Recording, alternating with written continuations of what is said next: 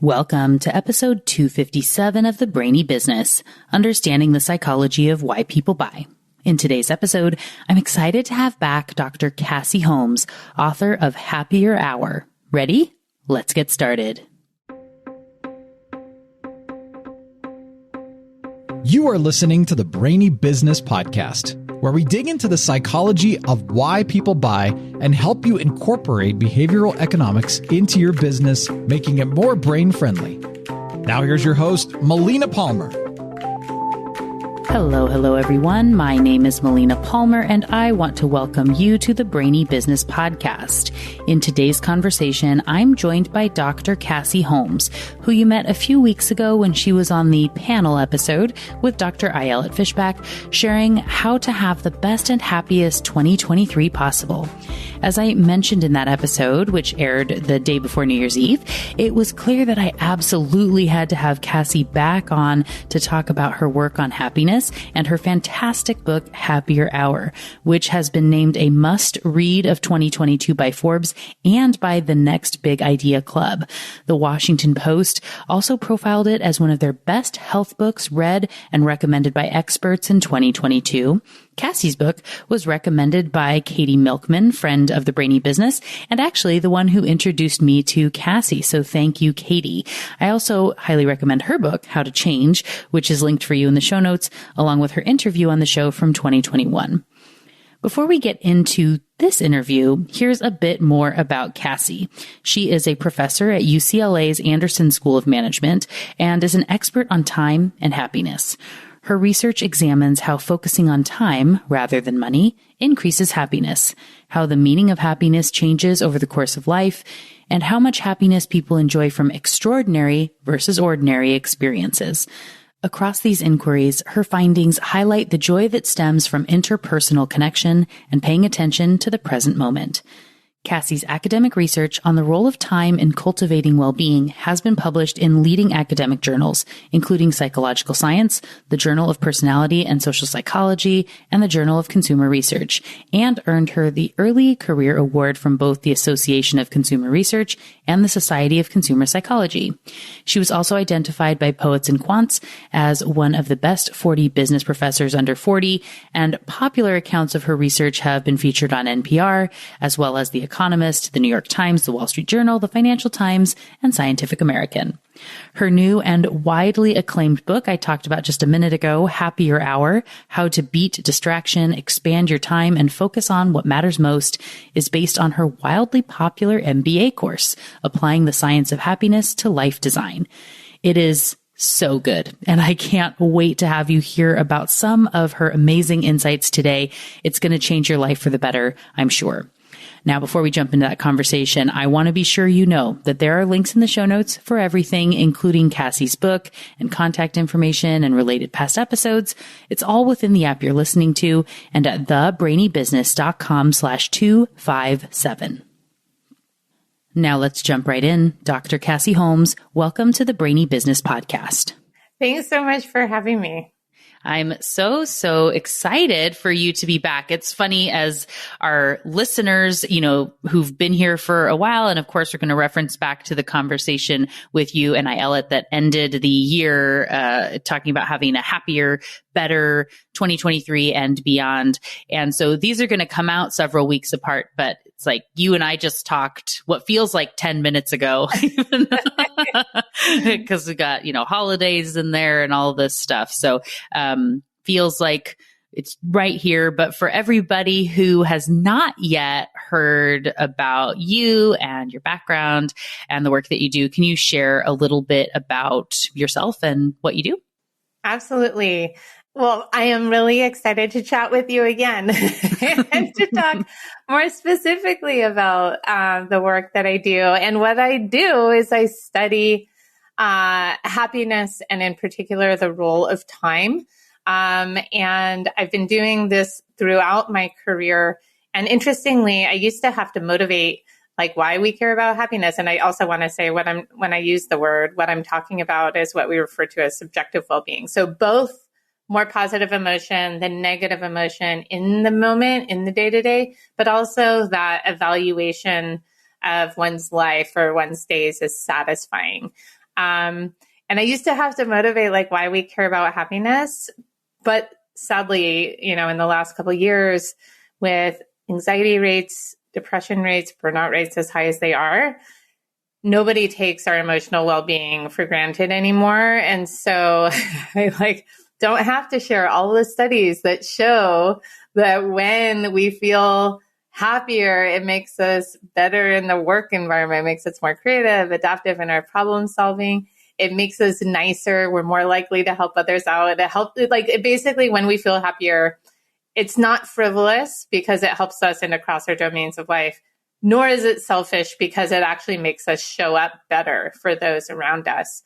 And then I also focus on the role of time in particular, recognizing that the hours of our days sum up to the years of our lives. And so recognizing, again, actually in the face of the pandemic, it's become all too clear that our lives are finite and precious, fragile.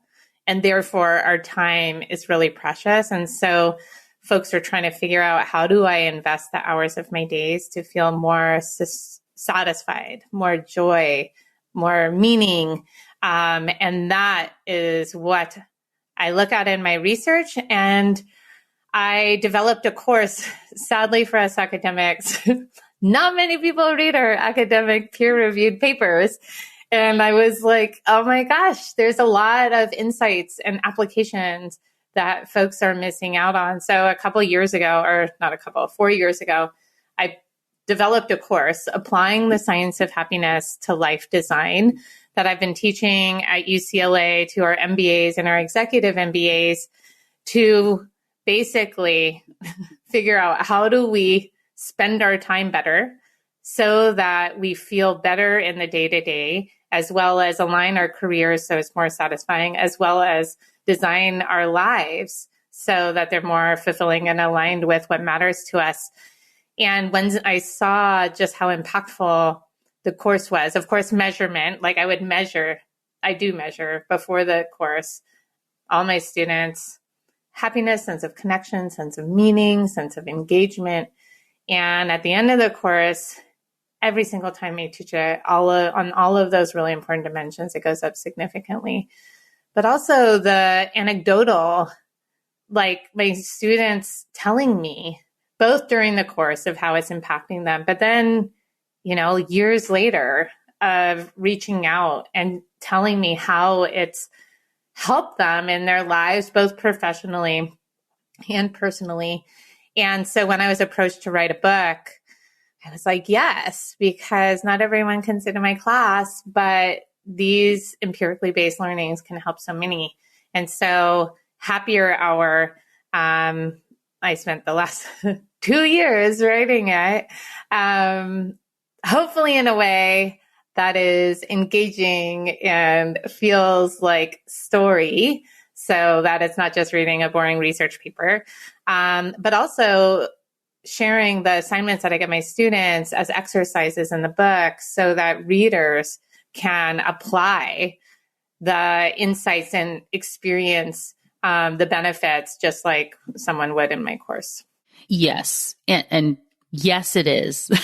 Just to say, of having read it, and I will say for everyone who's listening that if you enjoyed my first book, especially, so if you liked What Your Customer Wants and Can't Tell You and the apply it sections at the end of the chapters and references for things, you are no question, you are going to love Cassie's book because it's so well put together. It is really great story. I love the, just starting on the train or, in the taxi or whatever on the way home.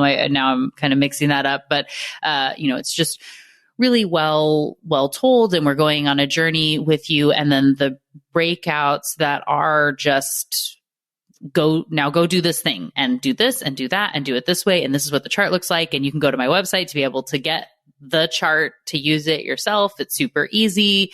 It's one of those things, and I say this with all of my work and in the books and things too, is most of it's not hard conceptually. And it takes a lot of grit and focused effort to do the thing. You have to commit to doing whatever the thing is and changing some of your habits and just knowing that you can't change everything, but you're going to change the right things and you're going to choose the ones that matter to you. And you just have to put some effort behind it. And you can have this huge impact from changing a couple little things if you put a little focused effort forward. And I really enjoyed the way that you included those exercises. And I think, my process for this is, read through the whole book and then you can go to get kind of all of the lay of the land. And then you can circle back and then say, okay, now I'm going to do step one, right? I know where I'm going. I've got the plan and I'm going to come back and do my 30 minutes of daily exercise for 2 weeks. That's the one that you're like, oh, that's the thing I need to do. I think that was the first one. I think that's more that I think that's where you start for step one, right? Maybe not. Yeah. But absolutely. Like I include all of the assignments and all of the exercises, and not each one is going to be similarly impactful for everyone, but each one of them will be most impactful for someone. So that's why I include it. And I actually even have like sort of data to support that. In my course, at the end of the class, I asked my students to write down what was most impactful in your life. And every single assignment was mentioned by at least 2 people as their most impactful. So I like your approach. Sort of read over all of it and then go back and start applying what can be most helpful. And I also think and to your point, a lot of these little changes or little things to do can have a really big effect.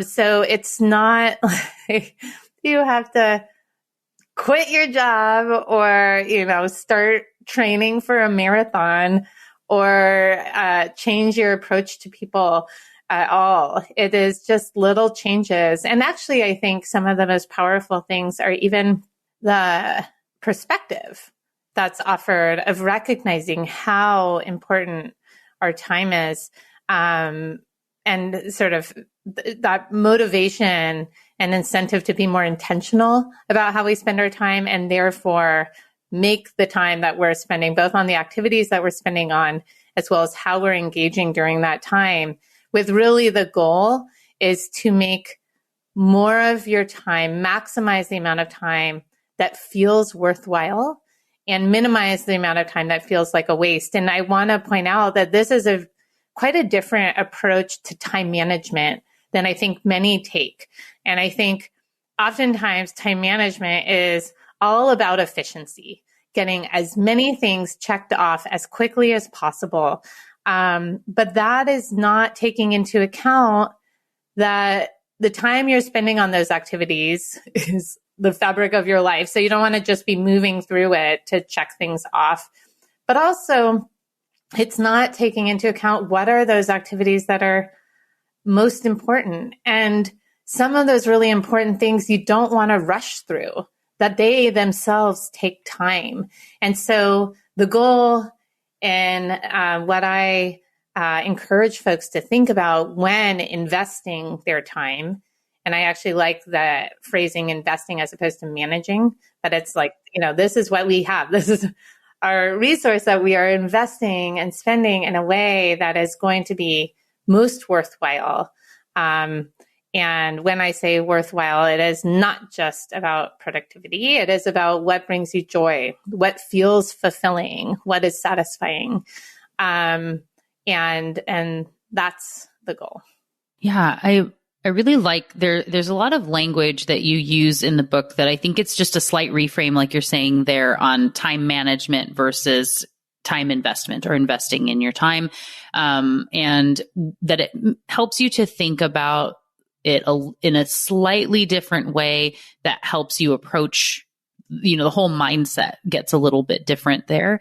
The other one is when you talk about time poverty, and being time poor, and that because of this balance between money and time, can you share a little bit about that? Because I love how you talk about it.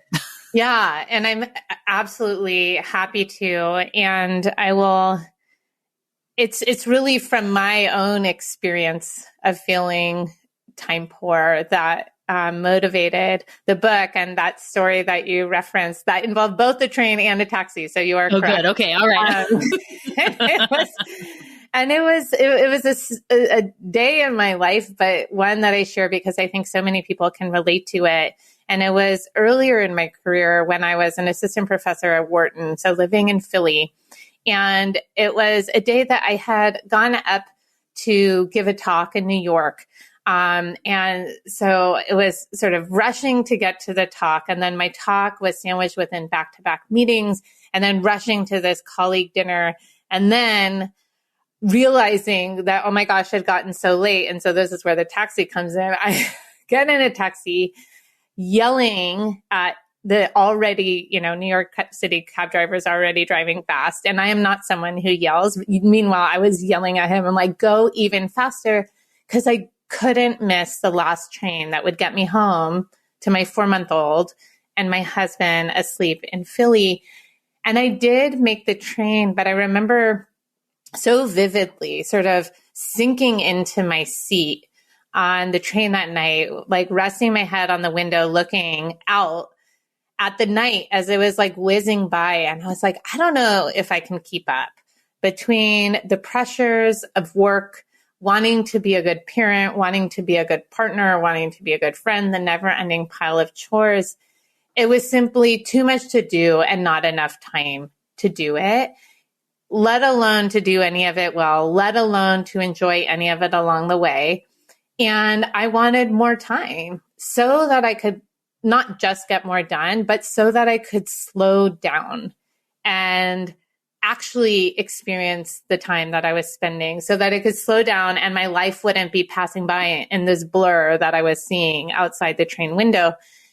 And I know now that what I was feeling is what we refer to in the literature in which I'm studying now is time poverty. And that's that acute feeling of having too much to do and not enough time to do it. And it's prevalent. We've conducted a national poll showing that nearly half of Americans feel this way, that they don't have enough time. Moms tend to feel more time poor than dads. Working parents tend to feel particularly impoverished, but like all types of people, even if you don't work for pay, even if you don't have kids, are subject to feeling like you don't have enough time to do all that you want to do. And in that state, on the train that night, I was like, okay, well, the solution is obvious. I need to quit. I need to quit my job, right? And move to a sunny, slow-paced island somewhere. And I know I am not the only one that has had this daydream on those like crazy, hectic days that it's just like, I'm done, I'm out. Yeah. Thinking that if only I had like all the hours of the day to spend exactly how I want, to rest, relax, do whatever, then I would be happier.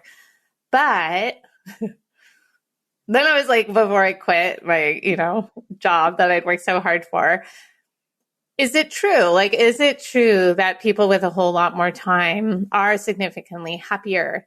And this is a testable question. So I've since gone on to test it with some of my like favorite collaborators, Hal Hirschfield and Marissa Sharif.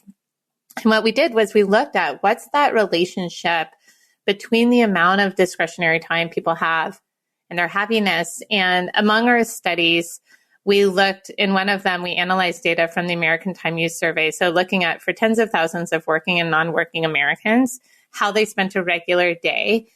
And we could calculate how much time they spend on discretionary activities and relate that to their happiness. And what we found across our studies was this consistent pattern of results. So it's like an upside down U, like a rainbow. So it goes down on both ends of the spectrum, which is important, goes down in terms of happiness. So yes, with too little discretionary time, people are less happy. That's like me on the train. That's like, as you're nodding, like so many are like, oh my God, life is so busy and I'm stressed out. And actually higher levels of stress is what makes the time, people who don't have enough time, people who feel time poor, less happy.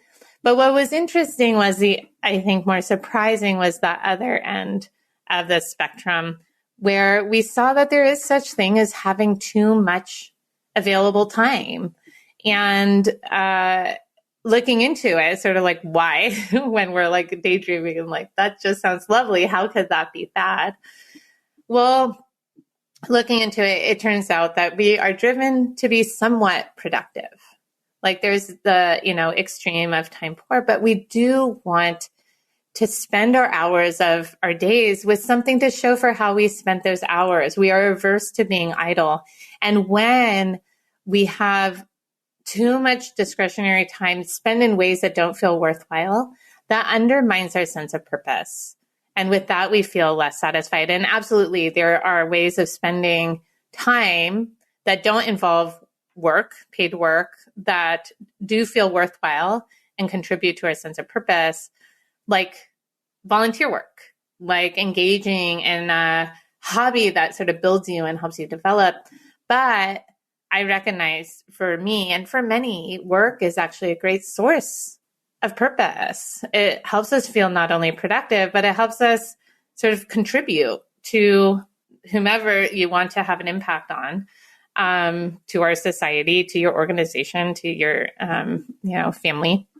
So that's all to say that when we feel time poor, the answer is not to quit and have a whole lot more time. So actually, unlike money, more is not better, right? There's actually and even in the data, there's a really wide range, like between approximately 2 and 5 hours of discretionary time in the day. The relationship was flat. That is, it's not about how much time you have available. It's really about how you invest the time you have available. And that's what sort of propelled my research agenda from there. Like, how do we invest our hours so that our time feels fulfilled? So that, like, yes, even though at the end of the day, you might look back and having been busy, instead of that depleted, stressed, overwhelmed state like me on the train, it's like, even though busy, you feel fulfilled and satisfied because you have invested and spent on these things that really matter to you. Yeah. And I will say this, which, drops in super early in the book with the U shape and the 2 to 5 hours. And I was like, well, mic drop book, like you've done, like you've answered this big question where it's like, but how much time should I spend and what do I need and what's the minimum and how can I figure this out? And it's like, boop, like answered, done. And then all the ways to fill that up, I think.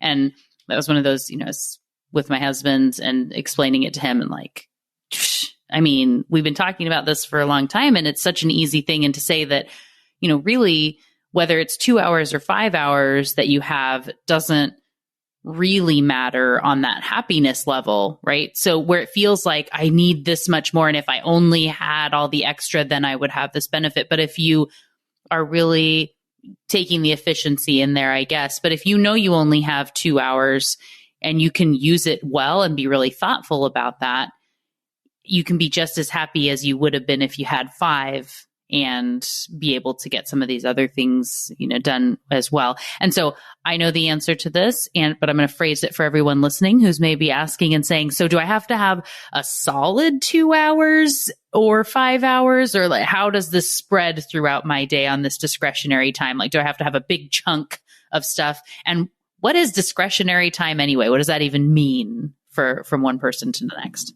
Yeah, all great questions. So I guess getting to that first one of what is discretionary time?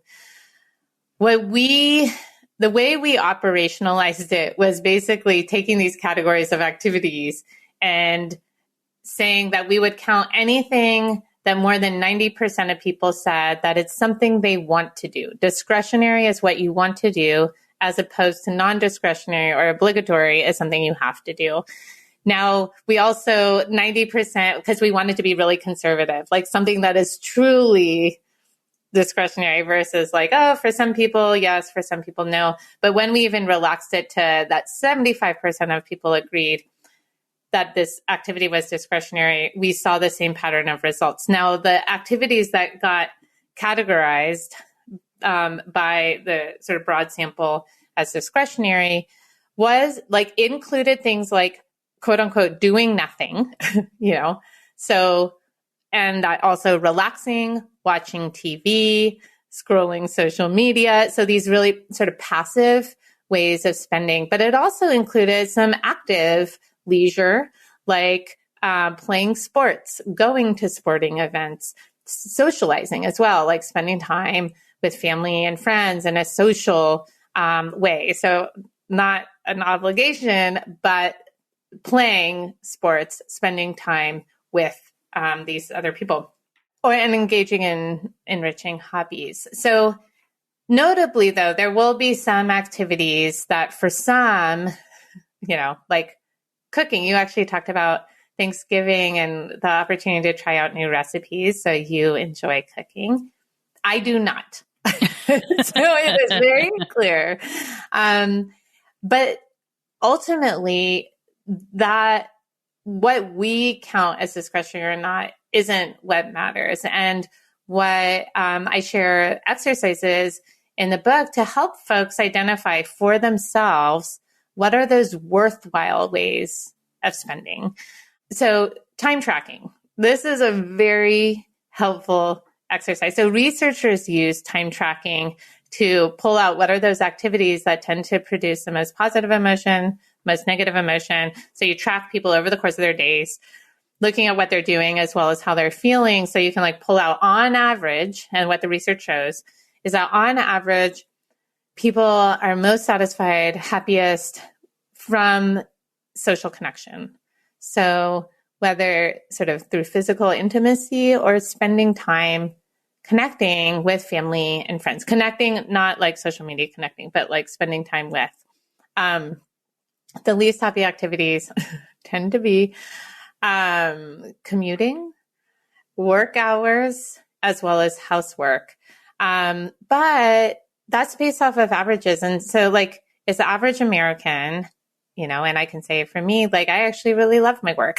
So it's like, and I'm sure it's also the average example of any one of these activities. And I'm sure everyone can think of a social activity that was not at all fun. Right. So what I encourage folks to do is actually to track their own time. So over the course of a week, write down, and this is where on my website, there's like a super easy, like you can print it out. This is so old school. You could also do it on using an app, but the old school, worksheet is very easy and it works. So basically what you're writing down is that for every half hour, what activity are you doing? And being more specific than just like family time or work, but like, what are you doing with your family? What family members are there? What work activity are you doing? And also rating on a 10-point scale, how coming out of that activity did you feel? How satisfying, how joyful, how stressed, like, so from positive to negative. And while tedious to actually track the time, it's so helpful because at the end of this week, you have this fantastic personalized data set that you can look across for yourself. What are those activities that made you feel most satisfied, that got your highest ratings? You can also look at what are some commonalities across those happiest activities. So like you can see, for like an example that I saw very much in my data, is that it was actually not just socializing, quote unquote. It was, I really value one-on-one time, whether like with my family, like I really love my one-on-one sort of time with my daughter, my one-on-one time with my husband or my son. I really like, even in friends, like the social friendship groups, like I like one-on-one time with a friend versus like the big group or sort of cocktail party. Even also like some of my happiest, most connecting moments were one-on-one time with a colleague, like having a really good conversation. Whether it's about research, it could be even work related, or, like just connecting through friendship. But that was really informative because then with that information, and you're like, for yourself, it's like, okay, as I'm thinking about how I invest my time, for social connection, what's the way that it's going to be most worthwhile? And that can be very informative. And I'm like, all right, for me, instead of going to the group lunches with my colleagues, I actually set up one-on-one lunches or coffees. You can also see just how much time you're spending on your various activities. So you can find out like, holy cow, I had no idea that I spent that much time on this activity. And look, it doesn't even make me that happy. And it's not even that necessary. The activity that is like in my head right now, because I see show up in this way and so many of my students' data, is social media. They're like, I had no idea that one of my students spent over 10 hours, 12 hours in a week. And she's busy. She's like working towards her MBA, working full time. She has a social life actually that she doesn't, because she's like, I'm so busy. I don't have time to like meet up with my friend for dinner, but she's on social media for like a dozen hours that week. And it didn't even actually make her that happy. So like she had this notion of like, this is my time, my fun time. But then she looks at her ratings and it's like a 4. It's like, actually, that's not fun time. I don't even have to do it. So that's a great opportunity to be like, oh, that's a whole lot of time that I don't have to spend. And then pulling that time and reallocating it towards things that you do that are worthwhile, like meeting up with that friend for dinner that you initially thought you didn't have time. You do have time. And when you make the time, you come out of it feeling so much better than all that sort of wasted time.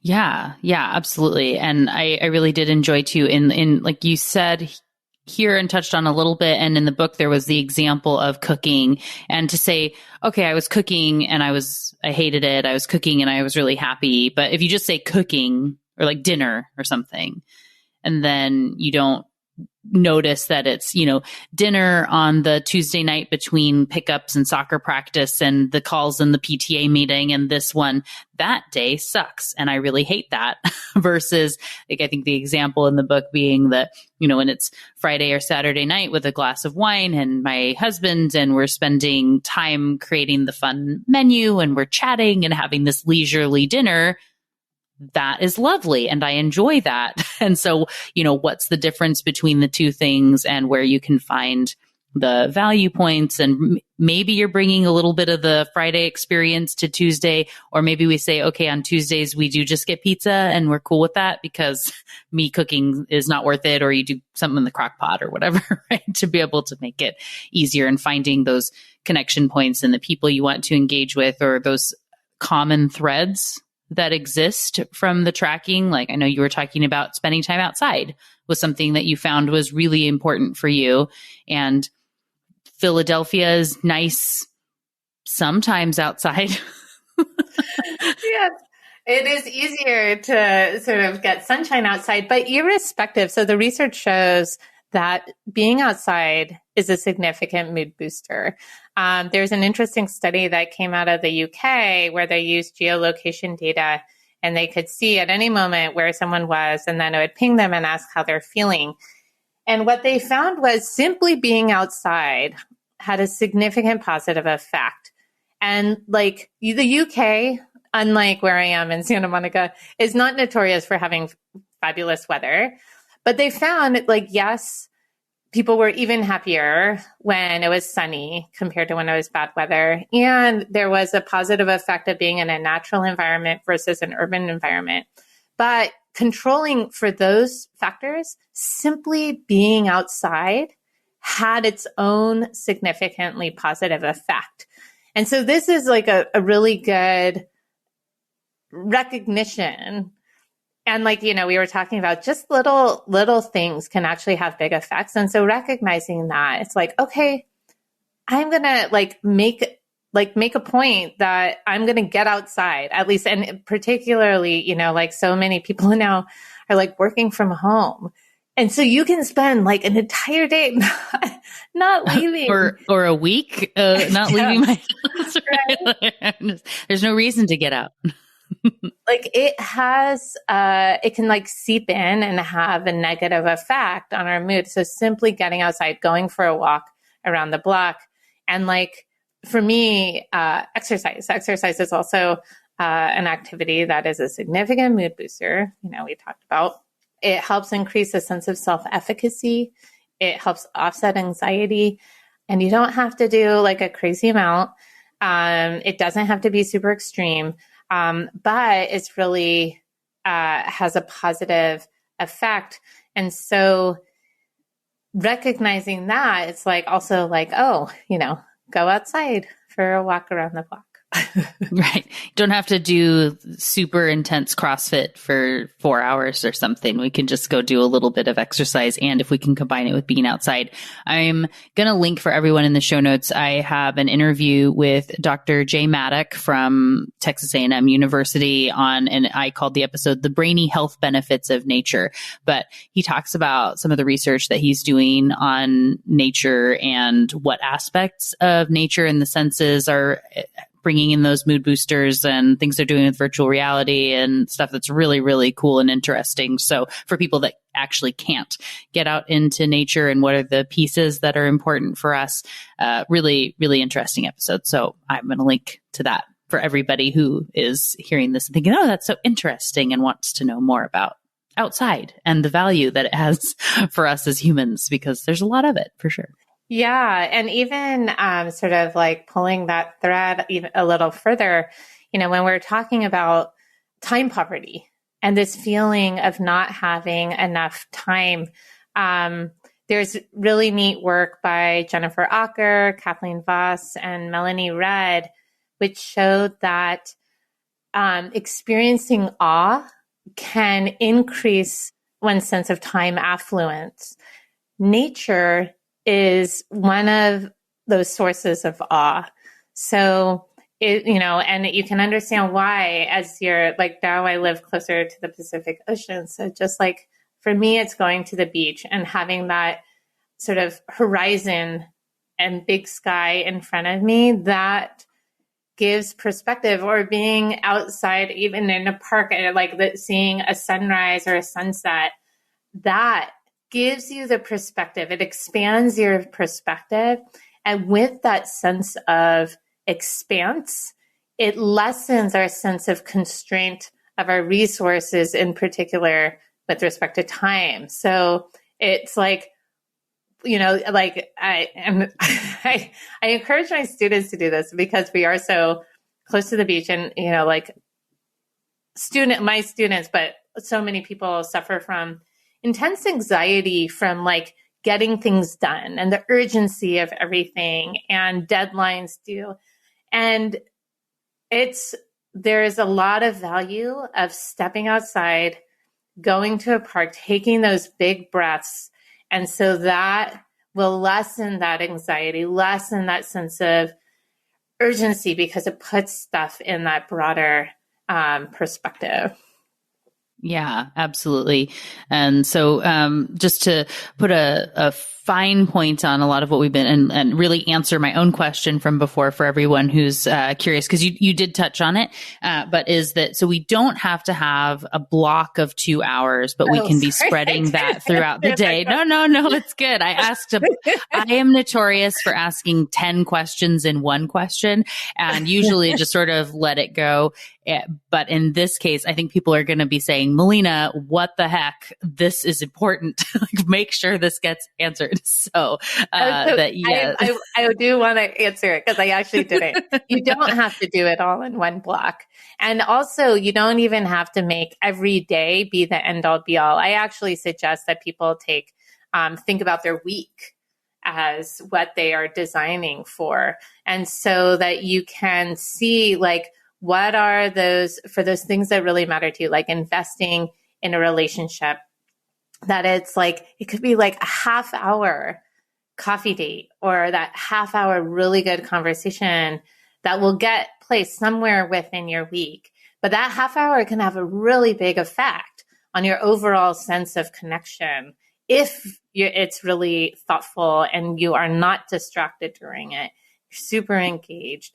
And so yes, you can break up these worthwhile ways of spending, but you need to keep in mind how much time is needed for that time to be worthwhile. So the reason I bring that up is because like getting into flow, like when you're doing the work that really matters to you, that is like totally in line with your purpose and what you love to do and your skills, like there's no way that you're going to get, and when you're in flow, you totally lose your sense of time. You're so engaged in what you're doing. And when you come out of it, that's where you feel the satisfaction. Because during it, you're so engaged, you're not even thinking about like, how am I feeling right now? You're just in it. But you can't get into those flow states in these little snippets of time. You can't get into those flow states when you're being interrupted, actually, like the pings on your email that you're just like, oh, I'll respond to this quickly and then get back to my task. Or like even seeing your phone reminds you of all these other things you maybe could and should be doing. So some of the worthwhile activities, and like I will also say, like some of those really connecting conversations, maybe you can't squish it into 20 minutes.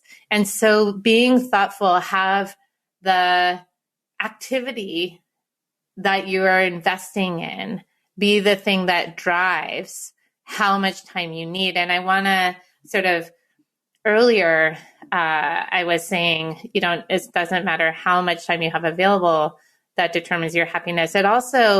It's not the amount of time you spend on a particular activity that determines the happiness. It's really the quality and your engagement in the activity that determines it. So like one of the strategies I talk about in the book for like how to make our sort of time better. And this is coming out of the observation that we get used to things over time. So hedonic adaptation is the fact that when we do the same thing over and over again, we're with the same person again and again, we get used to it. It stops to have the same emotional impact. And so that's good that we are adaptive in the face of negative circumstances, but it's bad when there's these, like, we're spending in ways that really could bring us joy. But since we've done it again and again, we've gotten so used to it, we don't even notice it. So it doesn't bring us joy. And so I share some strategies for how do we offset hedonic adaptation? How do we make it so that we do continue to savor those simple pleasures that in my work, I actually found that those ordinary experiences can bring us as much joy as extraordinary experiences if only we're paying attention, if only we're savoring them and cherishing them for what they are. And one of those strategies is to turn routine into ritual. So routine is helpful because it means that we don't have to pay attention all the time. It's like routine is good because that's where we sort of can form positive habits. But because we're not paying attention, we're not continuing to enjoy the potential happiness from it. So one way is simply reframing a routine as a ritual. So you talked about, the making dinner with your partner on a Friday night. Like that's something you might do every Friday night. But if you turn it into a ritual and it's like you turn on the music at a certain time, you pour yourself a glass of wine, it sort of creates this special thing that you and your partner do together. There's actually research that shows that partners or couples who have shared rituals report greater relationship satisfaction. And so you can think about like giving it a name, like your Friday night cooking date or whatever, like it gives it more, it makes it more special and meaningful. It draws your attention to it. And then what's also cool about it is that it's not just that hour that you're spending in terms of its effect on your emotional experience, but like you look forward to those dates, like throughout the week. So there's that anticipation of it. And then when you're in it, your phone is away. So you're not getting distracted. You're just totally immersed, hanging out with your person and enjoying yourself and getting into that conversation. And then you can reflect back on it, so it's not just the amount of time you spend, that determines its impact. It's really how you mentally engage in that time. And also, even when you're not spending the time, what you're drawing your attention to when I'm asking you, like, how happy are you? How satisfied are you? Your answer will be influenced by what you're focusing on. You can choose to focus on all the bad, or you can focus on the good stuff. And you can, along the way, spend time in ways that helps you focus on the good stuff, that savoring, those rituals. So we have agency in this. Yeah, definitely. Everything in the book resonates so much with me. And I see a lot of similarities in the things that, other than me liking to cook and bake and you totally not, but like running and getting out is that kind of like meditation, like me time that I always feel better when I'm able to start the day that way. And you talked about my husband and I, love doing the long drives, going out somewhere and we're chatting and the kids are sleeping in the back seat or, playing iPads, as for the older ones at this point, but having these like deep, meaningful conversations where we're out on a drive and we went on a trip that was like 5 or 6 days before we had the little one, and we were out and we were driving just the whole time, into the airport and solid all day together for all these days doing stuff. And we get back at the end after this 5-day span. It's like, oh my gosh, we didn't even talk about all these other things. Like we still have so much to talk about. So I resonated with some of the stories you were sharing about with you and your husband, and that sort of connection. And when you find your person, right, that you have, whether that's a friend or a family member or a significant other or your children, and being able to really let others fill you up and filling yourself up and other people, it just all kind of helps lift everybody together, I think, in a really great way. Absolutely. That sense of connection. And it doesn't have to come from like a person. It is like all of those relationships that require investment. Like they require, like when I talk about like, time investment, like the most worthwhile investment is in cultivating these relationships in the way that is so connecting. There's like this really interesting study, the Harvard study of adult development, where it tracked a cohort of men over their entire life. So like 75 years, this study has been now going on even more than that. And most of the guys actually have died at this point. But what they did was they followed them over not actually following them around day to day, but they would connect with them every so often and interview them and survey them of like, what are you doing? How are you doing? And what they found at the end of these guys' lives, the single biggest predictor of feeling satisfied in life. And there was a lot of variation in who was in this cohort. There was like a president in the cohort, like a United States president. There was like, there were people that were definitely not as successful. Like it was a range. The single biggest predictor of having a satisfying life was not fortune, nor was it fame. It was having strong, supportive relationships, whether in the form of family or friends that feel like family. Having people who support you, who know you.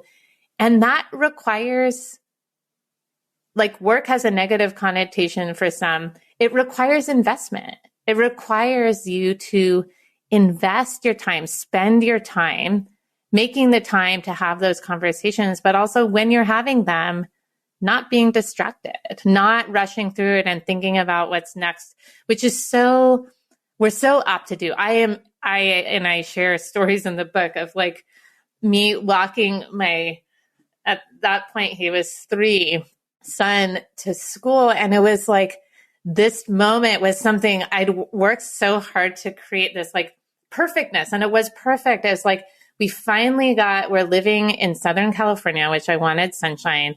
We live next to campus, so I could walk my son to his preschool. So commuting was like this glorious thing because it's like walking through beautiful UCLA's campus. The sun is shining. Like I have this adorable little 3-year-old who is like laughing and skipping and having the time of his life. And here I am like charging ahead because I'm in my head thinking about my next meeting and getting there fast. and all that I had to do that day. It was totally pulling me out of the moment. And like, this is very, like a true story. He, on this one morning, he's like, Mom, wait. And I was like, we don't have time to wait. And then he's like, but Mom, and I turn around and he had his nose like buried in this like bush of white roses. And before I could stop it from coming out of my mouth, I yell at him. I'm like, we don't have time to stop and smell the roses. And I was like, and when I did hear those words come out of my mouth, I was like, oh my gosh. It was so on the nose. Like, I'm yelling that we don't have time to stop and smell the roses. But of course we do. Like, of course I needed to just pay attention, because that time with my son, those moments are passing and they are precious. And that sort of presence is required. Of course, we have things to do, and there are going to be a lot of times that we're rushing through. But what I'm really sort of hoping to help and lead people to do as they are designing their weeks is to apply some of these strategies and be thoughtful and intentional and deliberate of what you make time for, and recognizing that, okay, I've made time for this because it's important, and this is the time that I've devoted to this. So all the other stuff will happen at other points of the week.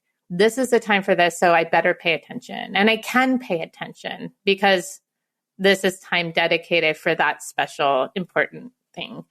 And so that's the goal, is to have people in those moments pause, at least for a moment, and, smell the roses. Like, whatever the roses are, they show up in all these different ways. But if we're rushing because we are time poor through it all, looking to check things off of our list, then we might as well not have spent the time in the first place, right? Then it's just lost. And then we look back with regret.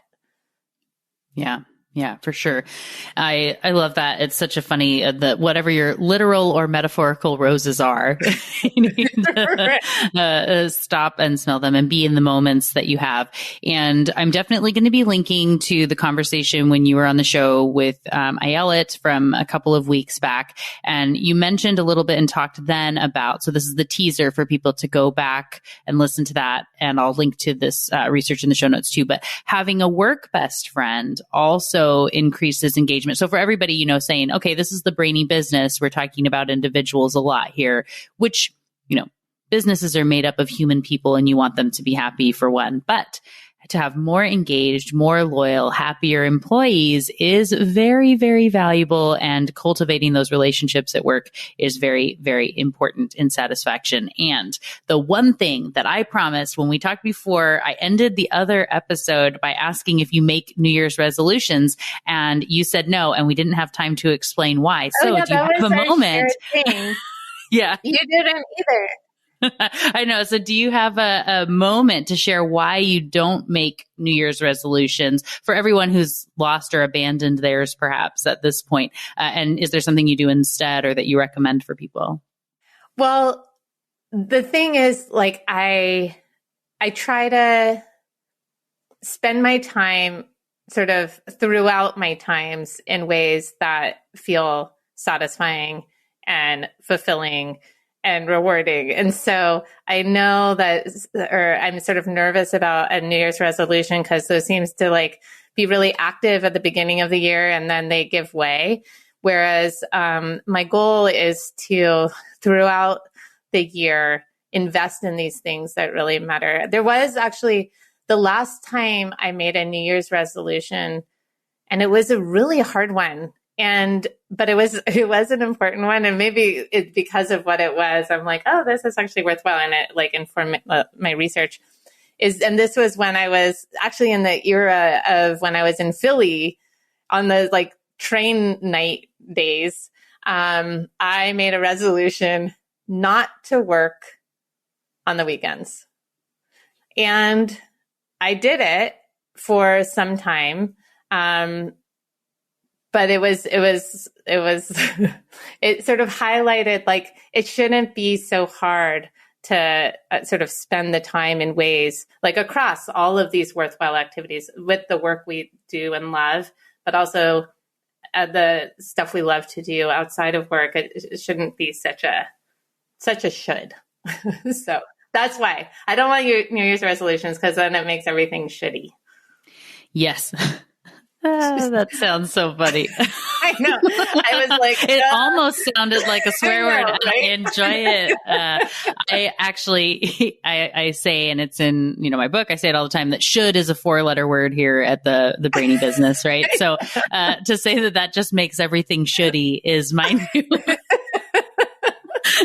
new favorite term. So that's happening, world. Get ready for me to say that all the time.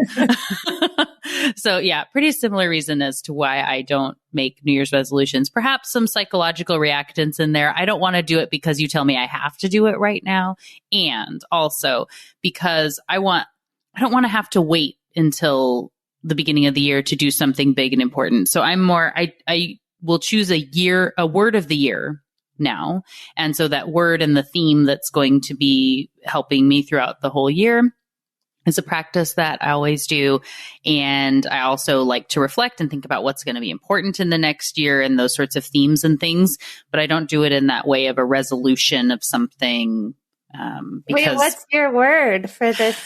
So 2022's word was, and it's kind of got a duality to it. So it is content and content, because you're able to look at it in both ways. And so focusing more on the content that I am creating, as that is a lot of what my job is, in a way that both makes me content and that will make others content in reading and engaging with it. So focusing on my own contentment and how I look at content creation and all of that was the theme of 2022. Love it. Wait, yeah. Do you have your 2023? I don't yet. I know. Okay. And so this is going to come out in January. And so I have to be thinking about what the new, what the word is going to be. It actually might end up being the same kind of, it might be continuing this theme into 2023, but I can do an update for people on social media. So when I message about this episode, when it comes out, I'll have the word of whatever the word of the year is going to be for this next year. But I love asking people too what theirs is going to be and the reason behind it and the brain associations of, I choose balance because it means balance to me and this and that and the other thing. Or I went with, and someone who said they were picking the word, and I forget, it was like hope or faith, but it was that their daughter's name was whichever one of those words, but it was also important to them in this other aspect of their life and finding the balance of family and things. It's really cool to see the words that people choose, and then they can be that kind of theme of visuals and surround yourself with this kind of one thing that you're going to filter for. I think is a really cool way to approach, vision boards or whatever else you use. Very cool. Now I'm going to start thinking about my word, but I even love the fact that you're not ready to change yours from this year because it's been so powerful. And like, to your point, like you don't want to make New Year's resolutions because you don't want to have to wait. But also right. If it's like, why change something that is working? Like that's sort right. of a line with why I don't make New Year's resolutions. Like I want every day to be what I want it to be. And if you're executing on that, then, be content with what you have going. Yeah, just live in it. If it needs to live a little bit longer and maybe it'll be a mid-year switch or something. And I'm okay with that because I'm not so tied to the New Year's resolution. So we'll keep it that way. And for everyone, who's listening, whenever you're hearing this, if you have a word of the year, a word of the month, a word of the day that you want to share with Cassie and I, please do. I know, so you can tag me on the socials as the Brainy Biz. Cassie, where's the best place for people to be finding and connecting with you as they're going to tag us in these sorts of things? I'm so bad at that. I'm not really on social media other than LinkedIn. You can find me on LinkedIn, and then you can find out about me. It's not really tagging on my website, CassieMHolmes.com. Wonderful. And we'll definitely link to both of those in the show notes. And it'll be kind of a weird sort of, I don't know if I would call this a meta experience, but sort of I'm going to end up probably doing a post again at the New Year's time talking about a word of the year in which I will tag you, which will come out a month after we're talking now, but it will be like a month before this episode comes out. So it's going to be this sort of weird like time travel. It's super fun. Yep. So we'll be linking to that in the show notes too. I'm sure that we're able to go back and kind of check that out, and I'll tag Cassie. So hopefully when you come up with your word of the year, you can share it with us all as well. Awesome. Well, thank you so much. This was such a treat. Of course. Thanks for joining me. And, until next time, I guess we're going to talk again in 10 days to see you here next time. I know. I hope so. I like this tradition, this ritual. I love it. Yeah. All right. Thanks. Thank you again to Dr. Cassie Holmes for joining me on the show today. What got your brain buzzing in today's conversation? For me, I still love that inverted U of happiness based on the amount of time you have in the day. How much have we all struggled and felt like we don't have enough time to just be or to do the things we love, and felt like we needed the pendulum to swing way too far and overcorrect to combat the burnout and stress we feel? I know that I've felt in the past like I needed a huge amount of time, much like Cassie's story from when she was at Wharton and when she didn't have time to smell the roses, where it felt like I could never get there, even if I had weeks or months or, going on sabbatical for a huge amount of time. So knowing that there's a minimum to meet and that it isn't that far away is super reassuring. Seeing that 2 hours a day will make me essentially as happy as I would be at 5 hours, and that's the most happy that people are on average, is amazing. It is so freeing and empowering to know that I can find 15 minutes here and 30 minutes there and quickly add them up to get that fulfilling amount of 2 hours. Maybe some days I can get a little more, and that's awesome. But I can also rest easy in knowing that the balance of a couple hours a day is enough for real lasting happiness. The other thing I absolutely love about Cassie's book is how applicable it is. If you liked What Your Customer Wants and Can't Tell You and that 111-page workbook I made for you, as well as if you like the freebies I give out here on the show all the time, which always are linked in the show notes, by the way, know that this book is absolutely up your alley. As I said in the introduction, and Cassie mentioned during our conversation, this book is based on her popular class at UCLA, and it has the assignments throughout to prove it. Now, don't let the word assignments turn you off. They are easy and really important if you want to have a happy life. And I'm guessing that's a priority for you, not only because you're listening to this episode still, but it's kind of a goal most everyone pursues in their life, isn't it? To be happier, to savor the journey and feel fulfilled, to value ourselves and our relationships. It's possible. And Cassie's book, Happier Hour, is here to help you accomplish all that and have lots of fun along the way. And of course, as I said, there are links to get your copy of Happier Hour, as well as related past episodes like Katie Milkman's, and when Cassie was on in our New Year's episode with Ayelet Fishback, as well as ways to get in touch with Cassie, and so much more in the show notes for the episode, which are waiting for you in the app you're listening to and at thebrainybusiness.com/257. And thank you again to Dr. Cassie Holmes for joining me on the show today. It was a delight to chat with and learn from you. Join me Tuesday for another Brainy episode of the Brainy Business Podcast. It's going to be a lot of fun. You won't want to miss it. Until then, thanks again for listening and learning with me. And remember to be thoughtful. Thank you for listening to the Brainy Business Podcast. Melina offers virtual strategy sessions, workshops, and other services to help businesses be more brain-friendly. For more free resources, visit thebrainybusiness.com.